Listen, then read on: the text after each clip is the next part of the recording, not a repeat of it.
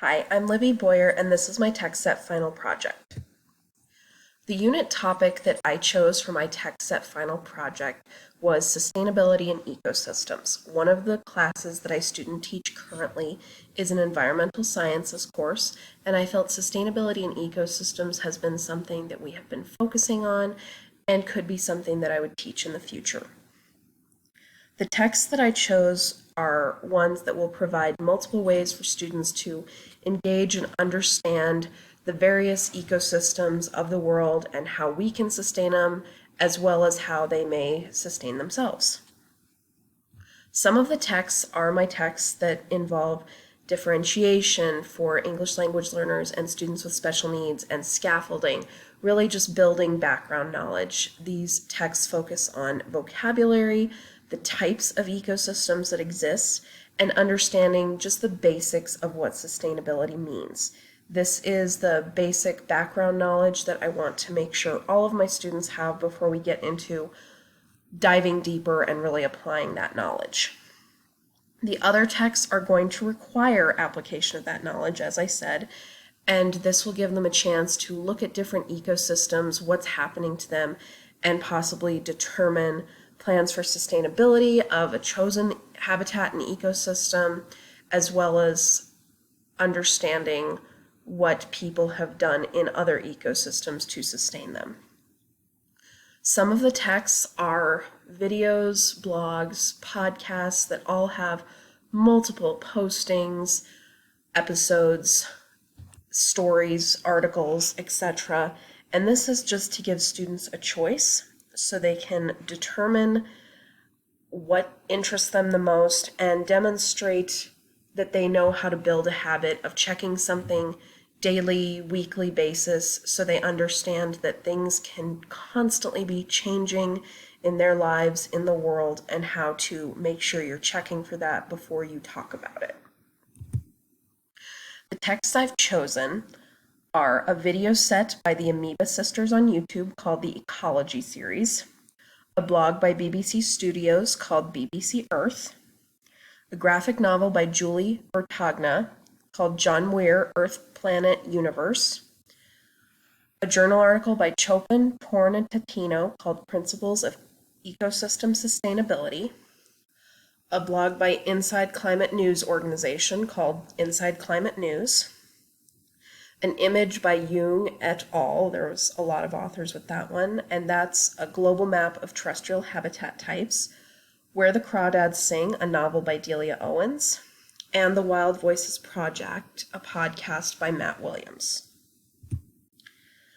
For my annotated bibliography, I did it in the order that I listed previously. So the Ecology series on YouTube, that's going to be my visual informational background text. That is one that will focus on a lot of basic connections and understandings of ecosystems and sustainability, gives a lot of vocabulary, and this way, being a visual, verbal source, students are able to follow along but not have to do any dense reading that is confusing to them.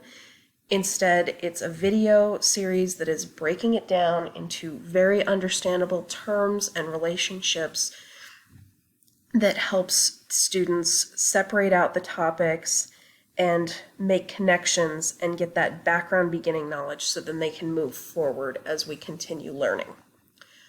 The next is the BBC Earth blog. This is a blog that many different people have access to post on. It has articles and stories in lots of different topics. There's space, sustainability, dinosaurs around the world, the African Serengeti, just all sorts of things that really give a world's eye view of what can be happening in all of those places. The best part about this blog is they're short stories and it gives students choice with articles and stories that they choose, because then we have diversity in what each student is reading, and thus we're all learning about different things, and they all get to choose things that they may feel interest in. It's an accessible real-world connection, and students get to engage and understand different things that may impact the world around them. The next is the John Muir Earth, Planet, Universe. This one's a graphic novel, and it's about John Muir. He was a well-known naturalist and conservationist who lived in Scotland when he was younger, and then he emigrated to the United States. He met President Teddy Roosevelt. He was the founder of the Sierra Club. He explored so much of the United States, taking in the nature and the different ecosystems. He was one of the first people to introduce the idea that glaciers had shaped the different valleys like Yosemite and such. And he was a man who really started a lot of the beginning roots of conservation and sustainability for this country, as well as creating the national park system. This text is excellent for students because it's visual. There is actual text that they have to read, but it's short and informative, and students don't feel like they're trying to slog through a lot of text. They simply get to just read the life of a man without feeling like they're being drowned by a lot of information that they may not feel applies to what they need to know. The journal article, Principles of Ecosystem Sustainability, it examines different factors that are involved when environments are sustained. It discusses natural sustainability, so the things that just natural ecosystems do themselves to sustain themselves, such as predation and food amounts. It also dives into what people need to be doing and thinking about as they attempt to sustain different ecosystems, especially ones that we may be influencing with fishing or logging, and just really emphasizes that we should try to sustain them in the same pattern of how those ecosystems may sustain themselves. The other blog is Inside Climate News. This one is news stories about things happening over the world in the environment, so big forest fires, oil spills, things like that. This one's an informational text for students that they can really just understand what is happening in the world and be able to make informed decisions. It's a nonpartisan news organization that works to create accountability for all of the different groups that may be involved in the environment, such as industries, the government, and advocacy groups as well. And this allows students to kind of get an idea of what policies may go into the environment. A global map of terrestrial habitat types is a visual text. It's simply a map. There was an image of it on my texts slide. And this map is just a map of the world that is colored to show the different types of habitats and ecosystems that exist. It has a pie chart with percentages to demonstrate what percentage of the world each of these different kinds of habitats are in, the percentage of them that are in the world. And it also breaks down the different types. So it does not simply say forest or desert. It goes into a temperate forest, an arboreal forest, different things, because there's not just simply forest and desert. Those break down, and this is a great visual for students to really understand that.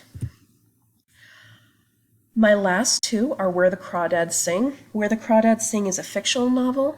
It's about a girl named Kaya who lives in the marshes of a small North Carolina town.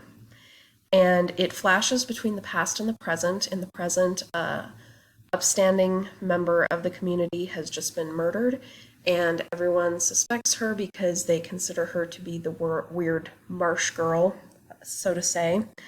She was abandoned by all of her family members and had to learn to live off the land, and through that she learned to appreciate the world that was around her and learned how to identify things and kept all sorts of artifacts and basically earned her own degree just living in the world.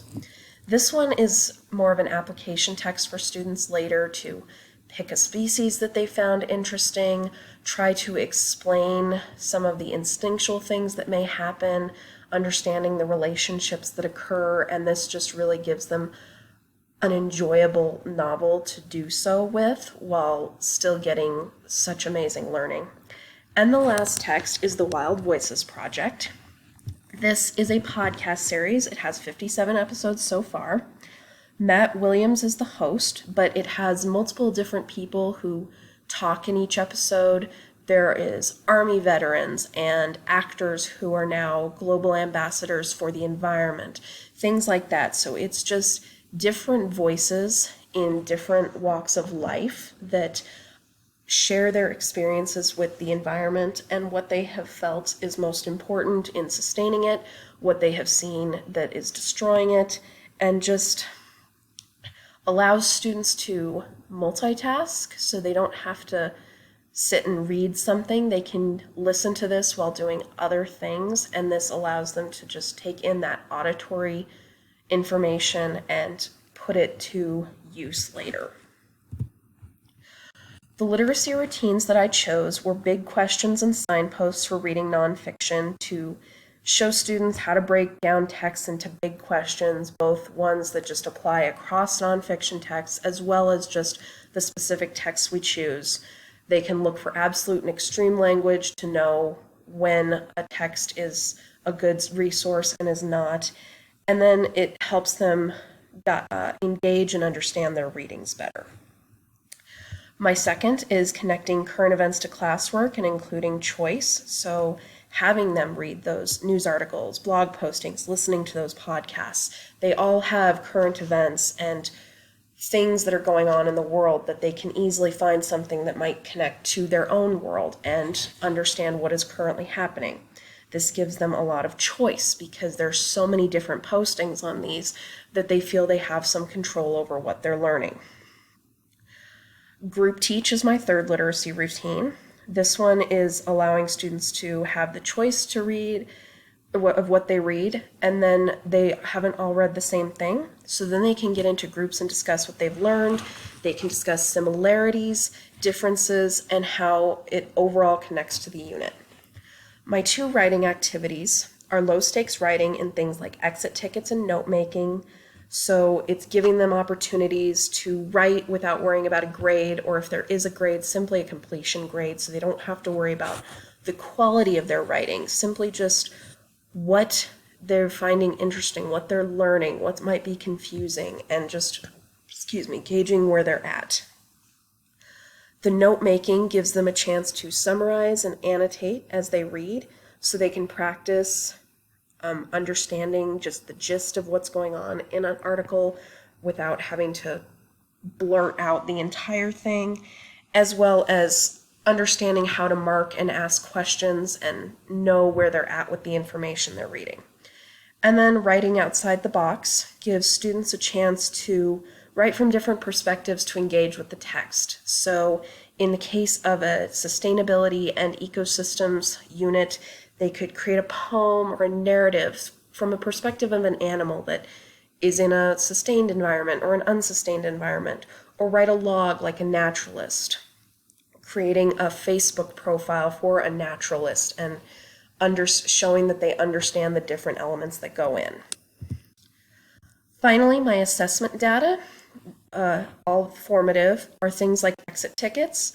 So I understand what they chose, what they're learning, what their main interest is within the unit topic, because they may all be interested in different things. Summaries that they write of their chosen stories, posts, etc. So I know that they understand the main idea and how that applies to the unit topic overall. Annotations of texts that we all do read of same, such as the graphic novel and everything. So they can work in small groups to talk, and then we can come together in a large group, share knowledge, ask questions and wonderings. And finally, maintaining a sustainability log, something that they can write every day where they share the little steps they may be taking that they learned about to help sustain the world, and simply write in it daily. And that is my text set. Here are my references, and thank you so much for listening and watching.